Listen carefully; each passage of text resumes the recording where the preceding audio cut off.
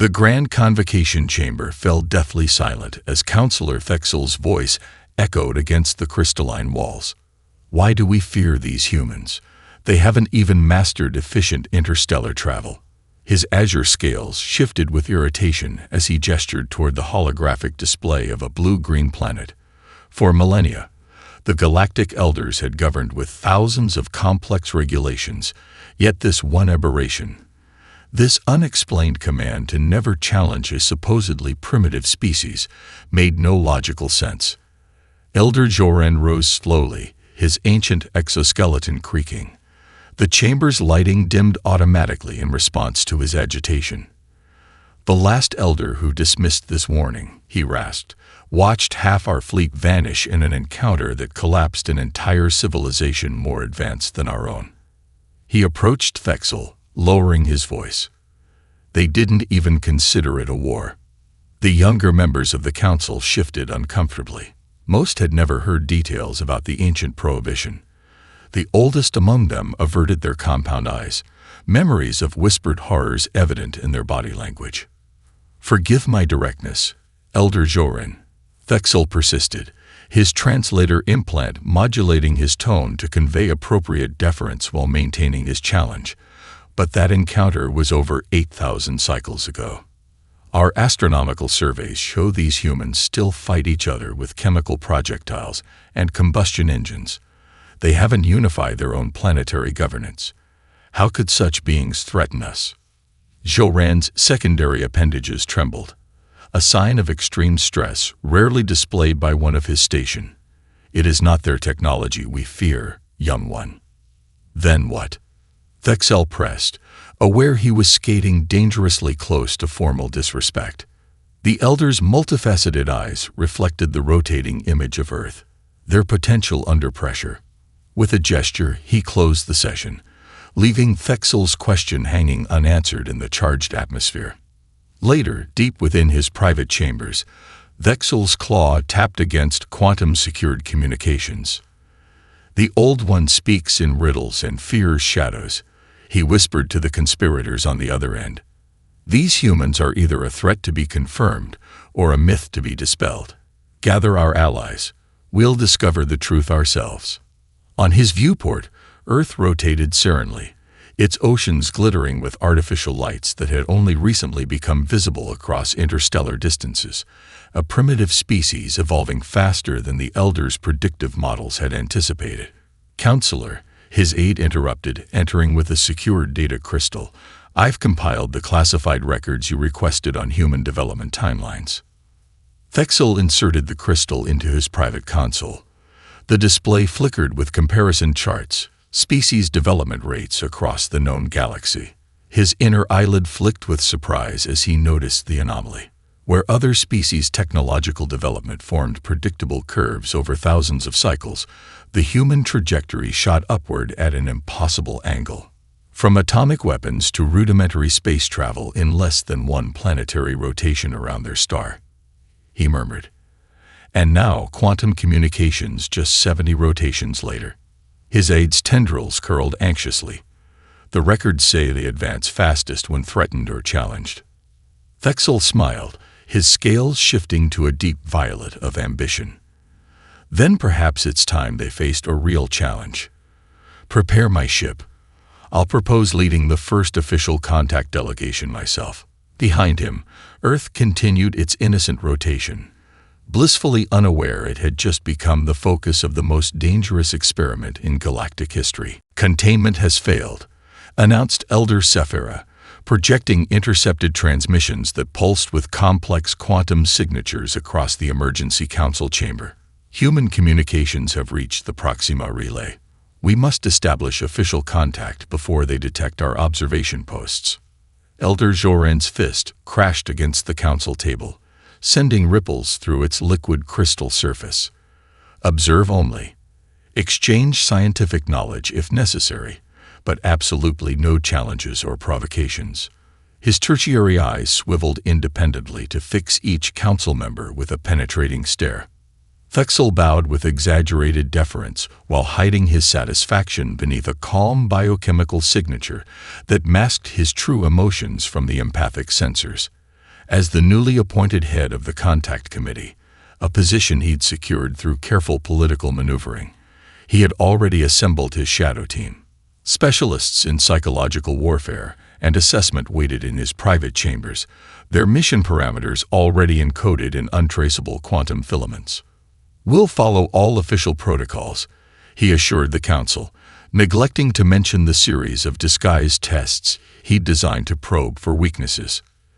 "The delegation will prioritize peaceful exchange while gathering baseline data on human capabilities. Remember," Elder Joran warned, his voice dropping to a register that made the translator devices struggle, "they must never feel cornered or threatened. No competitions, no hierarchical displays."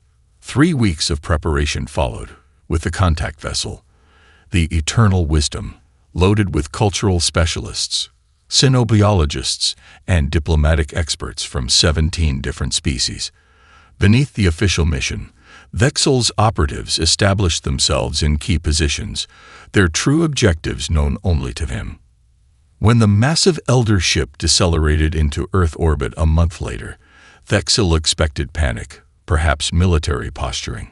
His psychological profile had predicted a 78.3% probability of territorial aggression from a species still engaged in planetary conflict. Instead, his diplomatic feed exploded with welcome messages from 17 different human governments simultaneously, their leaders eerily calm despite the mile-long vessel hovering above their world.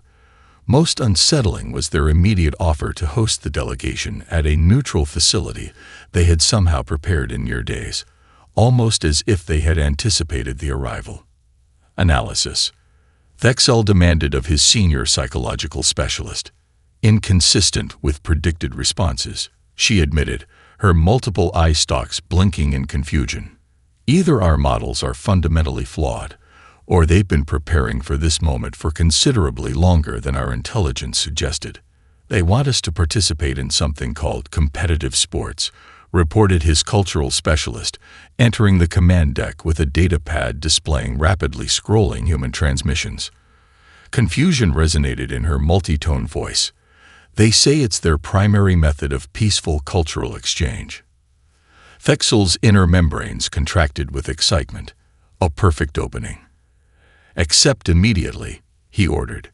"Tell them we're honored to participate in their traditional exchanges." But Elder Joran explicitly forbade competitive interactions. His aide protested, secondary appendages signing danger warnings. Vexel's scales rippled with dismissive patterns. "These are primitive ritual demonstrations, not true challenges." Besides, he added, watching the view screen where a hastily assembled stadium was already being constructed in a place called Geneva, how dangerous could their games possibly be? Behind him, through the viewport, Earth shimmered with unexpected activity as millions of humans coordinated a welcome response that Vexel's predictive algorithms identified as impossibly efficient for a species without telepathic abilities or centralized governance. Data streams showed communication patterns that made no logical sense, decentralized yet perfectly harmonized, as if guided by some invisible collective intelligence. "Begin passive scanning of their neural patterns," he ordered quietly. "There's something we're missing." "Begin Phase 1. Vexel subvocalized to his operatives during the third diplomatic reception. His translator implant converted the nearly imperceptible vibrations of his speech organs into encrypted signals that only his team could receive. While ambassadors exchanged pleasantries beneath the vaulted ceiling of the United Nations, his specialists circulated with seemingly innocent questions that were actually mathematical puzzles that had stumped galactic think tanks for centuries. Vexel sipped a concoction meant to approximate his species' celebratory nectar while observing from across the grand hall. His ocular implants zoomed in on a human mathematician, engaged in conversation with one of his agents. The woman's expression showed no strain as she sketched equations on a napkin with a primitive graphite implement. His smug satisfaction evaporated when the first results arrived via neural ping. The mathematician had solved the n-dimensional probability cascade while waiting for her coffee, scribbling the solution with casual ease. More disturbing still, She had improved upon the original theorem with an elegant simplification. Across the room, a teenager who had somehow sneaked into the reception, offspring of a delegate, according to security protocols, had reframed the quantum entanglement paradox as a simple music theory problem, rendering its solution obvious. Escalate to level 3, Thexel ordered through gritted mandibles, abandoning the planned progression.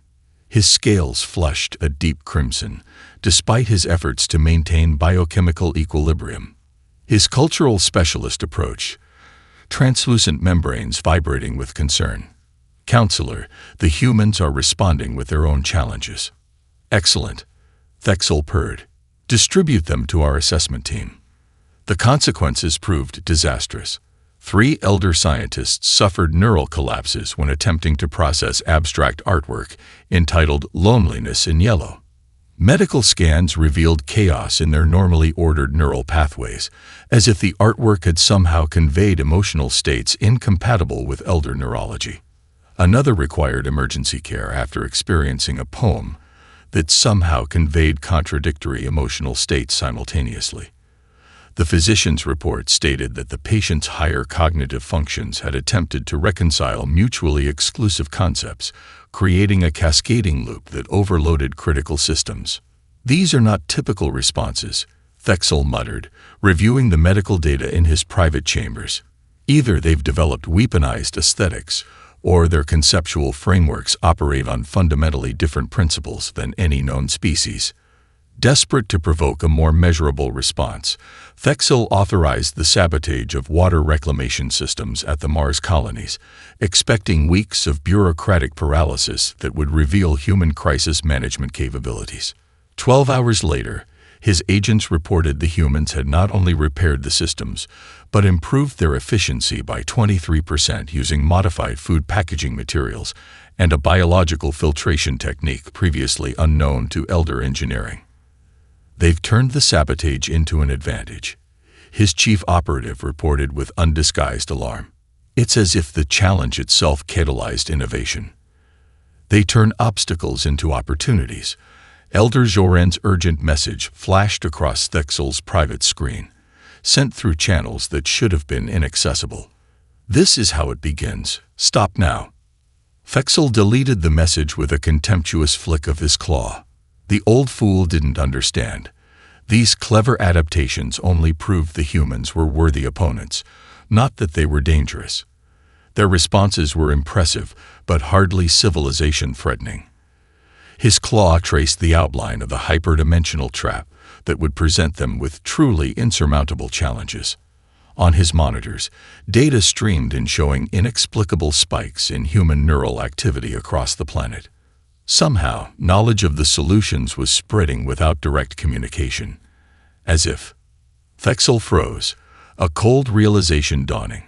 What if they were already communicating in ways his instruments couldn't detect? I've never seen anything like it, murmured Science Director Vextool, adjusting her ocular implants as she watched the humans practicing for the diplomatic Olympics. Her multi-jointed appendages manipulated the observation console, zooming in on a human lifting weights that should have pulverized his skeletal structure. Their biology makes no sense. Inefficient in design, yet capable of impossible adaptation rates. Thexel observed from his private viewing chamber, connected via secure quantum link. Perfect. Authorize our enhanced competitors. But Counselor, Vextol's voice carried the harmonic tones of concern. The data indicates these humans possess strange physiological responses to competition. They release chemicals called endorphins and adrenaline during challenges. It appears to be pleasurable to them. Thexel's inner eyelids flicked with interest. A species evolved to enjoy competition. Even better. Deploy all enhancements. I want to see their response to overwhelming defeat. The orbital stadium, built by humans in mere weeks specifically for interspecies competition, erupted with thunderous sounds as the events began the following day. Elder champions, augmented with the finest biomechanical enhancements, dominated the early contests.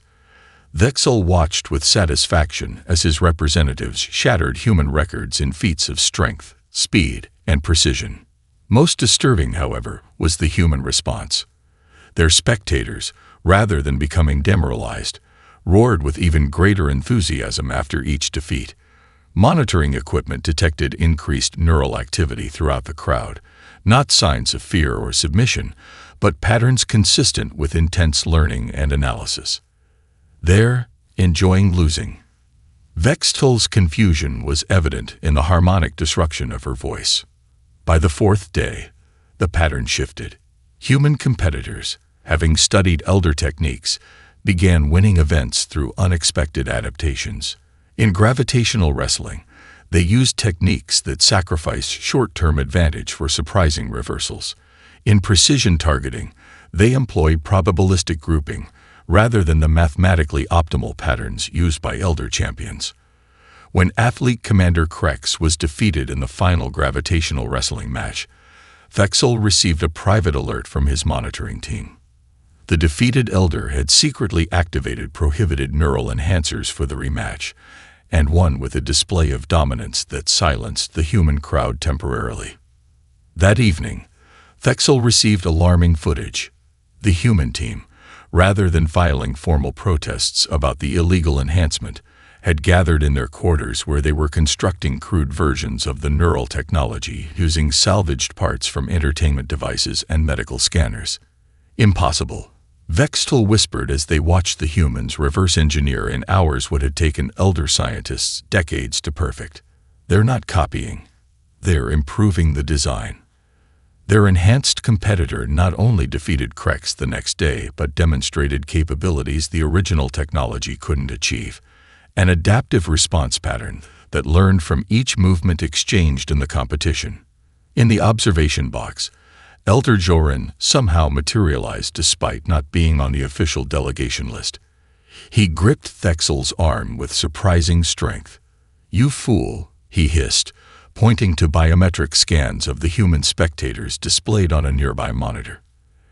Every human watching is learning, not just their competitors. The data showed thousands of human brains simultaneously processing competition strategies, collectively solving problems no individual could manage. More disturbing still, those not physically present were showing similar patterns through their viewing devices around the planet. They're not evolving through natural selection. Joran continued, his voice dropping to a whisper that made Vexel's translator struggle. They're evolving through observation alone, distributing cognitive advancement across their entire species nearly instantaneously. Vexel pulled away from the ancient elder's grip. Then we'll give them a challenge no amount of collective intelligence can overcome. It's time to see what they do when faced with legitimate threat. As he left the observation deck, Vexel missed the knowing expression that passed over Zoran's ancient features, the look of one who had seen this pattern before and knew exactly what horrors would follow. Simulation parameters loaded, reported Commander Ixmar from the stealth vessel, Silent Observation orbiting Europa. The ship's quantum-diffused hull made it invisible to conventional detection methods, or so the elder engineers had assured them. The humans will believe their outpost faces unnatural crisis. Radiation surge from Jupiter. Their response will reveal their emergency capabilities. Vexel, watching from his secure chamber aboard the diplomatic flagship, nodded approval.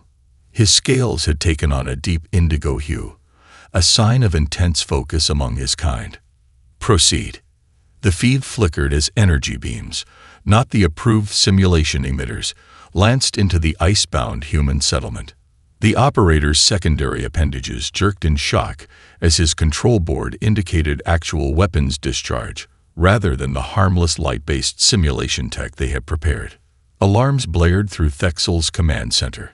Unauthorized weapons signature detected, the ship's intelligence announced in its flat, artificial voice. Who authorized weapons fire? He roared, his translator struggling to convey the multi-tonal fury in his natural speech. But it was too late. On the display, the outpost's exterior dome cracked, atmosphere venting into space in crystalline plumes. Thermal signatures indicated at least 7 human casualties as emergency bulkheads slammed shut. "Sir," his communications officer interrupted, her skin having paled to a sickly translucent gray. "We're being pinged." "Explain," Thexel demanded, momentarily distracted from the disaster unfolding before him. "Something is actively probing every ship in our fleet simultaneously, our stealth vessels included." Her appendages trembled as she manipulated the display. It's as if they knew exactly where to look. Across the solar system, every elder vessel, including those hidden using technology that should have been undetectable by human standards, simultaneously registered tracking signals emanating from previously invisible defense platforms. Their stealth systems, the most advanced in the galaxy, had been penetrated as though non-existent. More disturbing still, the tracking systems operated on principles that violated known physics, using some form of quantum entanglement that allowed instantaneous targeting without the limitations of light speed. A single text message appeared on all Elder communication channels simultaneously, bypassing encryption protocols that should have been impenetrable. "We know it was you. Send those responsible. You have 1 hour. No threats. No ultimatums. Just absolute certainty."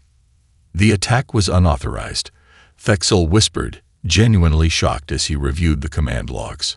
Someone had altered the mission parameters after his approval, but who would dare?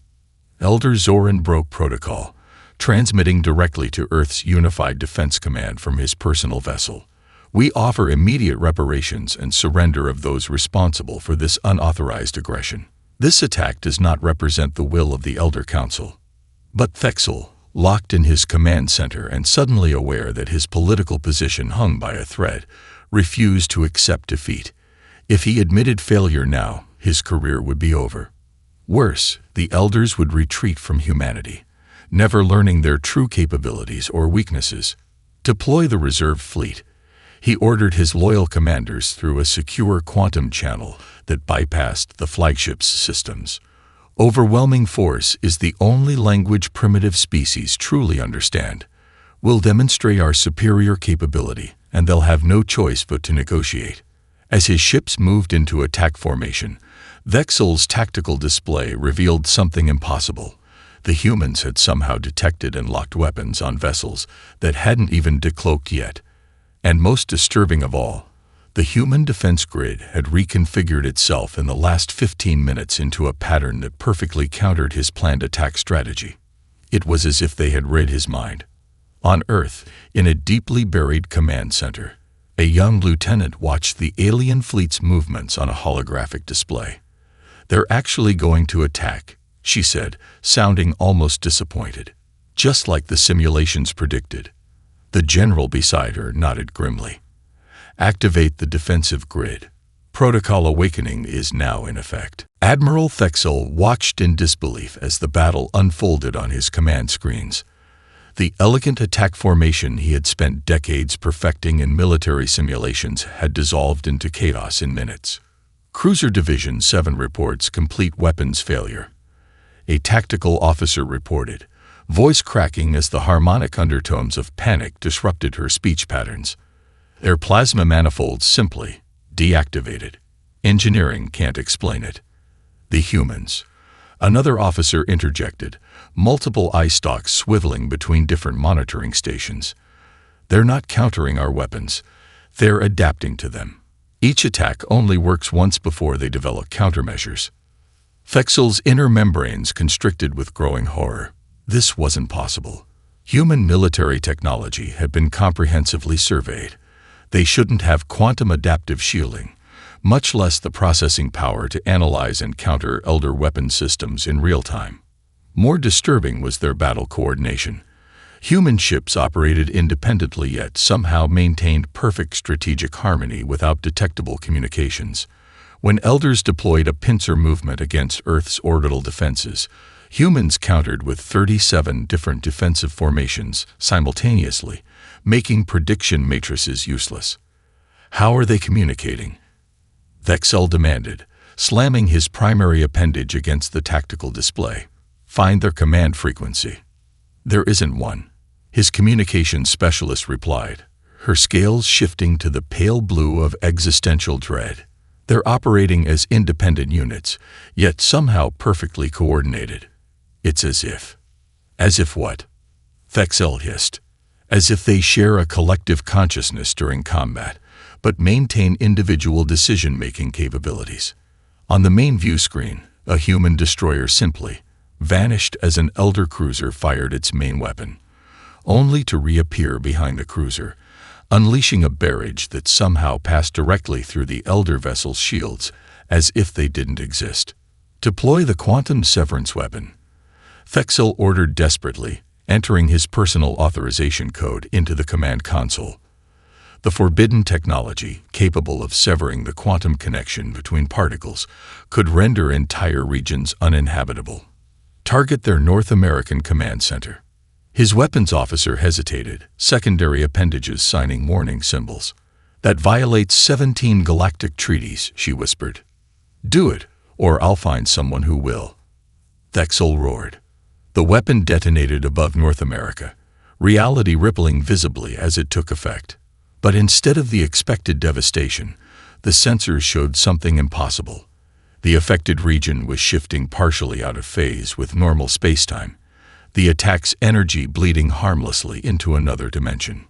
By the first ones, whispered his science officer, all four eyes fixed on the readings. That's beyond theoretical. They're manipulating fundamental reality.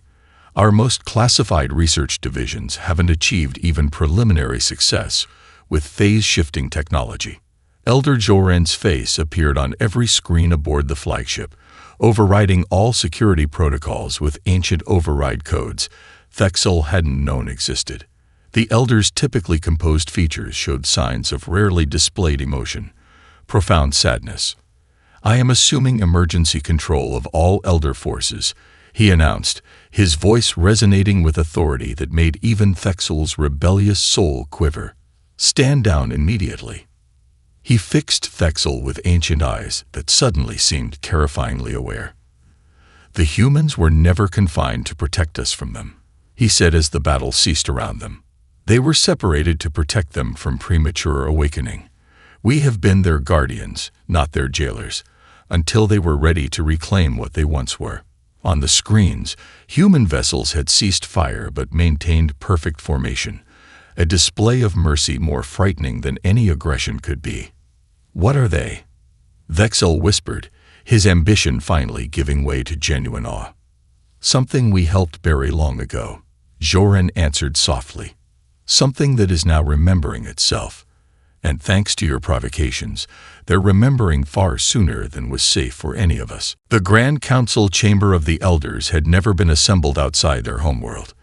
Yet here they stood, the most powerful beings in the galaxy, in a hastily prepared hall in Geneva, surrounded by human architecture that suddenly seemed ominous in its elegant simplicity. Thexel, stripped of his command but required to attend as the instigator of this crisis, noticed how the Elder representatives huddled together, their usual dominance displays replaced by nervous twitches and defensive posturing. The humans, by contrast, seemed eerily calm, as if this emergency summit were a minor diplomatic formality rather than the most significant intergalactic crisis in 50 millennia. Elder Joran approached a crystalline pedestal at the chamber center, a device of Elder manufacture transported specifically for this meeting. His gnarled hand passed over it, and the air filled with light, ancient recordings from before the current Elder civilization. What you are about to see, he said, his voice carrying unusual weight, is known to only 7 living Elders. The images showed beings that appeared human, but wielding technologies beyond anything in the current galaxy. They didn't build machines. They manipulated reality directly through thought. Their civilization spanned dimensions, not merely planets. Ships that traveled without engines, worlds transformed by collective will, stellar engineering projects that redirected the energy of entire galaxies. The beings you know as humans, Joran explained as the council watched in stunned silence, are the direct descendants of those we call the precursors, the most advanced species this universe has ever known. Thexel felt his primary heart stutter. The precursors were legend, the mythical first civilization that had seeded the galaxy with the foundations of all known technology before mysteriously vanishing. Most scholars considered them allegorical rather than historical. The recording shifted to show catastrophe, precursor experiments tearing reality itself, threatening to unravel existence, cosmic rifts that devoured stars, dimensional overlaps that violated fundamental laws. They made a choice. Joran continued as the horrifying images played out. Rather than risk the universe they had helped shape, they deliberately regressed their own evolution, embedding their knowledge and capabilities deep within modified genetics that would slowly, safely reawaken as their civilization matured. The hologram showed precursors voluntarily submitting to genetic resequencing, their descendants gradually losing awareness of their heritage, becoming the primitive humans that had evolved on Earth. Thexel stared at the human representatives watching from the gallery, seeing them with new eyes. The elders, we've been their caretakers, not their superiors. For millennia, Joran confirmed, his ancient features solemn. The rule was never about protecting the galaxy from humans, but protecting humans from premature awakening before they developed the wisdom to control their inheritance. He turned to Thexel with surprising compassion. Your challenges accelerated their cognitive evolution by centuries. The dormant abilities embedded in their DNA are activating in response to the pressure you created. They're remembering what they once were. On the council screens, reports streamed in of humans globally exhibiting impossible abilities, intuitive understanding of 11-dimensional mathematics, spontaneous technological innovations, children developing telepathic bonds, and most alarmingly, the first documented cases of direct reality manipulation through thought alone. A human woman, their lead representative, stepped forward. Unlike the others, her eyes now contained subtle patterns of light that hadn't been present before, geometric structures that seemed to shift dimension when viewed directly. We remember fragments, she said, her voice somehow resonating on multiple frequencies simultaneously. Not everything, but enough to understand what we were, what we might become again. She fixed her gaze on Thexel, who felt his consciousness briefly touch something vast and incomprehensible, and enough to know that your challenge was the catalyst we needed, but feared. Thexel stood nervously in the anteroom of what had once been the Elders' High Council chamber. 6 months since the conflict, and everything had changed. The massive structure on the Elders' homeworld, once a bastion of rigid hierarchical order, had been redesigned with architectural elements that seemed to exist in multiple states simultaneously, reflecting the new reality. The chamber doors, now crafted from a material that seemed to exist partially in another dimension, slid open silently. Thexel steadied himself, preparing for what could still be his execution or permanent exile. Inside, representatives from 500 species gathered in the reconstituted Galactic Assembly. At its center stood the impossible, a council table where humans sat alongside elders as equals. The hierarchy that had remained unchanged for 12,000 cycles had been completely restructured in less than half a year. Thexel had expected imprisonment or execution for his actions. Instead, his formal summons had been cryptic. Your presence is requested for reassignment. He had spent the intervening months under house arrest, watching in awe as humanity's awakening transformed galactic society at a pace that defied comprehension. Ambassador Sarah Chen, the human who had negotiated the peace, noticed him first. Her eyes still contained those unsettling geometric patterns, though she otherwise appeared fully human. "Counselor Thexel," she announced, silencing the chamber. "Please approach." As he crossed the floor, Thexel noticed how the other species watched the humans, not with fear, but with a strange combination of respect and excitement he'd never observed in interspecies relations. It wasn't the deference shown to conquerors, but something closer to the anticipation students show toward exceptional teachers.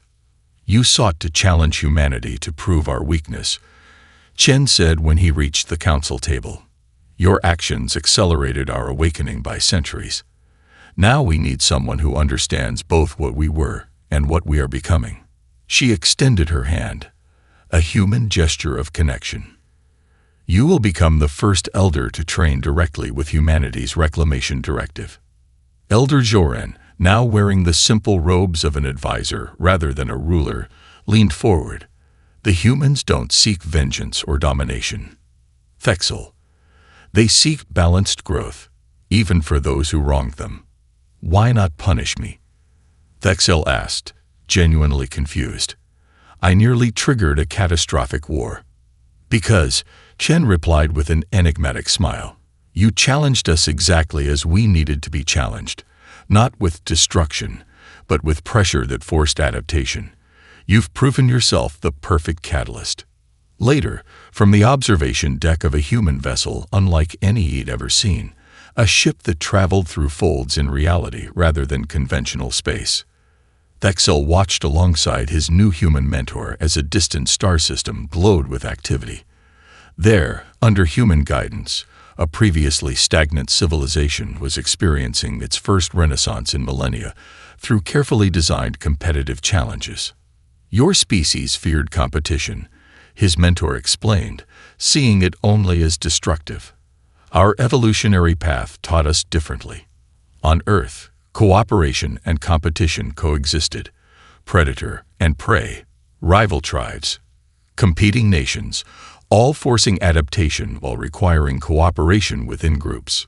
She gestured toward the massive banner now hanging in the assembly chamber, displaying the single new rule that had replaced thousands of elder regulations. Challenge with respect, compete with purpose, advance together. The elder's mistake, she said with unexpected gentleness, wasn't protecting the galaxy from us, but preventing the galaxy from growing through healthy challenge. Her eyes, containing those shifting geometric patterns that somehow conveyed emotions beyond his comprehension, met his. Ready for your first lesson? As Thexel nodded, he realized that the ancient warning about humanity had been both completely accurate and profoundly misunderstood. The elders should have feared challenging humans, not because they would retaliate destructively, but because such challenges would awaken something that would fundamentally transform galactic civilization forever. The humans hadn't conquered the galaxy. They had catalyzed it.